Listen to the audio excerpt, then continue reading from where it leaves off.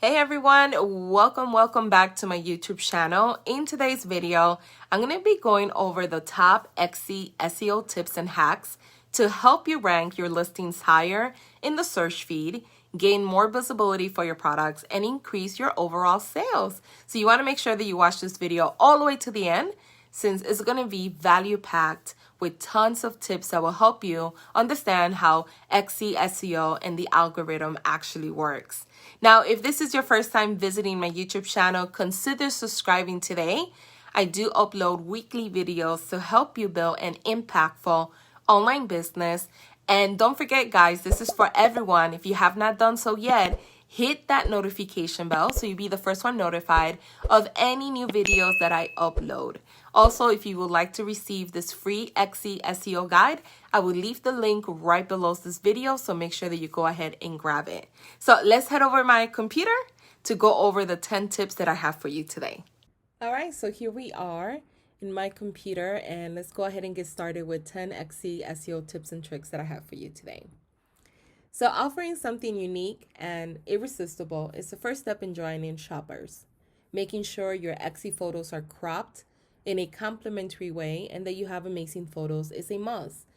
Now, I think for majority of us, we already know this. However, there are many contributing factors that affect your search placement in the feed. So understanding how Etsy's algorithm works are important since it determines where your listings will rank. So you want to make sure that not only is your shop and listings are optimized for SEO, so prospective buyers can find your products, but you also want your buyers to have an amazing experience when they shop and buy from you.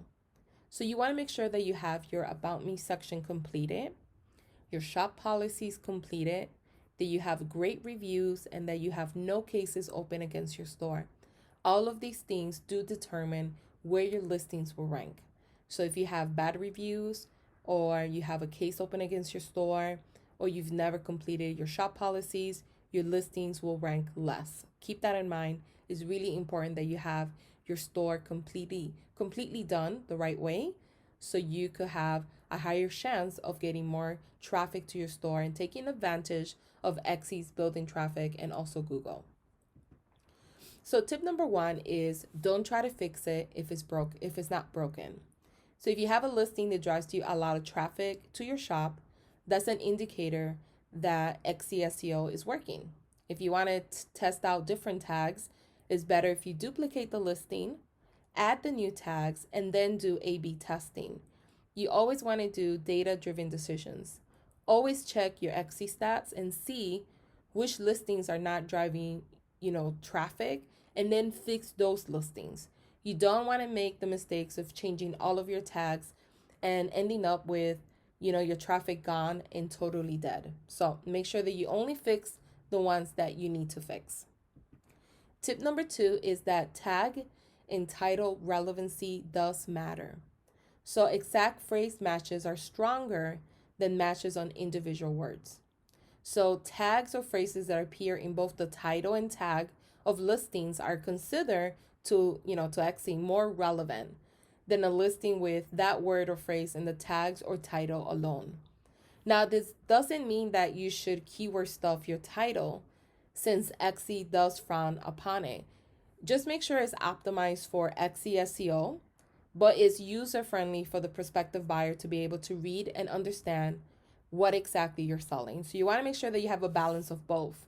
You're optimizing it for SEO, but it's very user-friendly for the customer. So make sure that you have a balance of both. Tip number 3 is do not repeat attributes and categories in your title and tags. And this is a common mistake that I see many Etsy sellers make, is forgetting that the attributes and categories act like tags. And they're missing on potential more traffic in general, right? So this is what I took from one of Etsy's articles. This is what they say exactly. Search uses your title, your tags, your categories, and attributes when trying to match you to buyers. So when a buyer enters a query, we are looking for all the keywords that you have added across those 4 dimensions, so the 4 that we just talked about. Adding the exact phrase that appears in your category and attributes is actually a missed opportunity to maybe add an additional tag that's unique to the item that you're selling.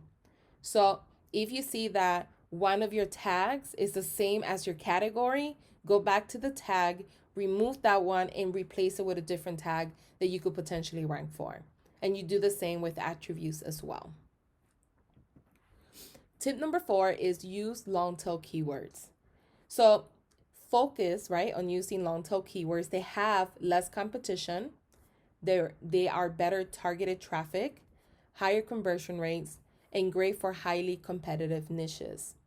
Now, if the tag is longer than 20 characters, which most likely they will be, because it's usually 3 keywords or more, just break them down into 2 or 3 tags when you're uploading them in your listing.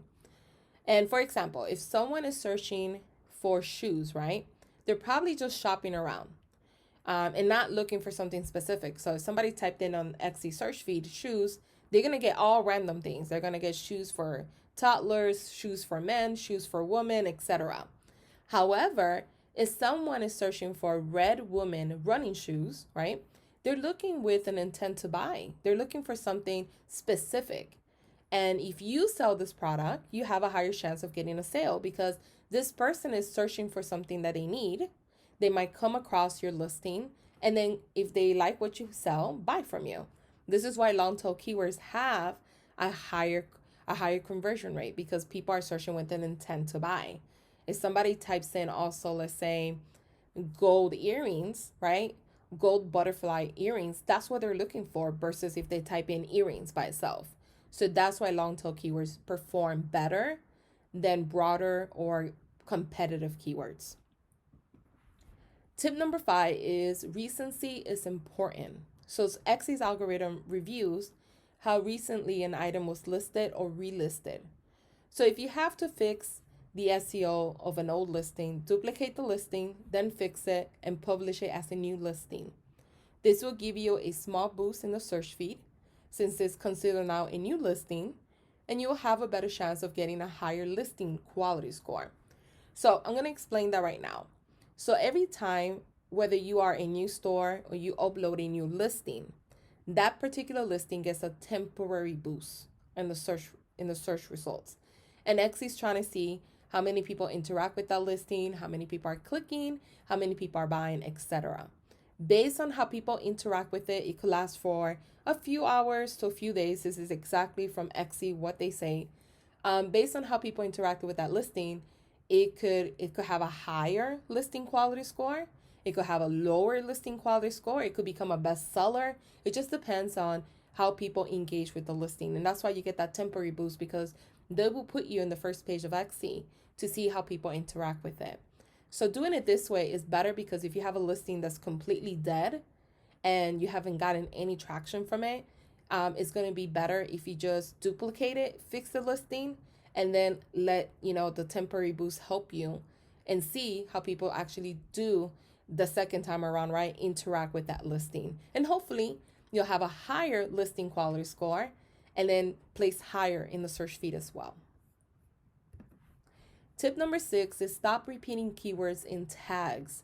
So the 13 tags you add should all be unique as possible. For example, having tags such as bird art print and animal wall decor will get that listing in front of more potential buyers than bird print and bird art.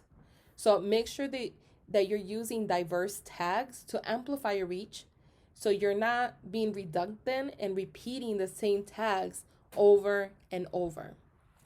Tip number 7, include your focus tag in your title.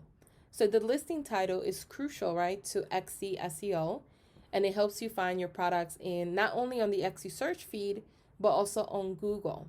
So the most important tag should be placed at the beginning of your title, since it holds the most weight for SEO. And lead with the keywords that best describe what your item is, since that's what shoppers see when they're browsing, especially on mobile devices, that it does get truncated. Tip number 8 is focus on your meta description as well. This is one thing that many people don't do or don't realize that they have to do. The first 150 to 160 characters of your listing description will be used for your meta description. you will need to make sure to include the same tag that you use in your title. And this will be the snippet shown to people when they search for your products on Google. So this is really important because when you optimize your meta description the right way, this is what's shown on people on Google. So that way you could drive traffic from Google. And what I always recommend, make sure that you include an enticing description of your product, include the focus tag, and add a call to action. This is really important. The call to action will help increase your click-through rate and drive more traffic from Google to your shop. And the call to action could be click to learn more, click to shop now, click to get yours today, whatever type of call to action, but you want to tell that prospective buyer what type of action you want them to take. And that will increase your click-through rate. They'll go back to your store, engage with that listing, and hopefully buy from you. Tip number 9 is optimize your listing description with tags. And this is another big mistake I see many Etsy sellers make, is not add the tags in the actual listing description. So they focus maybe on the meta description and they forget all about the rest of the description. So search engines look at the page full content. So make sure to craft a well-written listing description using your tags and providing everything and anything the customer needs to know about your product. Make sure to include your tags as naturally as possible throughout your listing description because Google does not like keyword stuffing. So keep that in mind. Tip number 10 is make sure to optimize your shop sections. So another best proactive way, right, to boost your shop's SEO is by naming your shop sections. Every section has its own landing page with a page title that is pulled from that section name. So therefore, you need to briefly describe the products in each specific section. Make sure to name your sections with keywords you want to rank for, and it will help your shoppers navigate your shop, but also get your products found on Google. So we're trying to optimize it for the customer, but also trying to optimize it for SEO to drive more traffic from Google to your store. And bonus tip number 11, this is one that I don't see too many people talking about or telling people that they need to do this one. I wanted to make sure to include it in here, is inbound links. So I recommend that you eventually, unless you have one now, have a website along with your Etsy shop. Etsy recommends getting inbound links to your Etsy shop so you could gain higher placement in search results. The more people write about your shop and listings online, it helps the search engines know that people are interested in your products, and it does help your rankings overall. So you could also, if you don't want to have your own website, you could also become a guest blogger on other people's sites and then link back to your shop. You could do it that way as well. Obviously, the higher the quality of the blog, the more SEO juice you're passing through that link. So make sure that you just don't do guest blogging on anybody's website. Make sure that you do it on high quality websites that get a lot of traffic and have a high authority. And keep in mind that Etsy SEO should be and absolutely be a part of your marketing plan, but not the entirety of it. When you're first starting out on Etsy, especially if you don't have an online presence, you don't have an email list, you don't have anything else, Etsy SEO is amazing. That's why a lot of people like selling on Etsy, because they have already a building traffic. But eventually, because there's many people, there's so much competition, it can be saturated depending on the niche that you're in. You need to expand your digital footprint by using other platforms, by doing email marketing and other things as well. If you're interested in signing up on my Etsy Mastery course, I will leave a link right below this video where I teach you how to use Pinterest, where I teach you how to use all the social media platforms to grow your Etsy business. But definitely start with Etsy SEO. And once you have that down pat, try to expand your business by having a website, by having email marketing, and even like Pinterest is a great starting point if you don't want to feel overwhelmed using other platforms like Instagram, Facebook, etc. But Pinterest, email marketing, and a blog are the best ones to start with. And then later on, you can expand as you start feel more confident in using these platforms. Let me know if you have any questions about everything that I just talked about in the comments below, and I'll be more than happy to answer them. And thank you everyone for watching.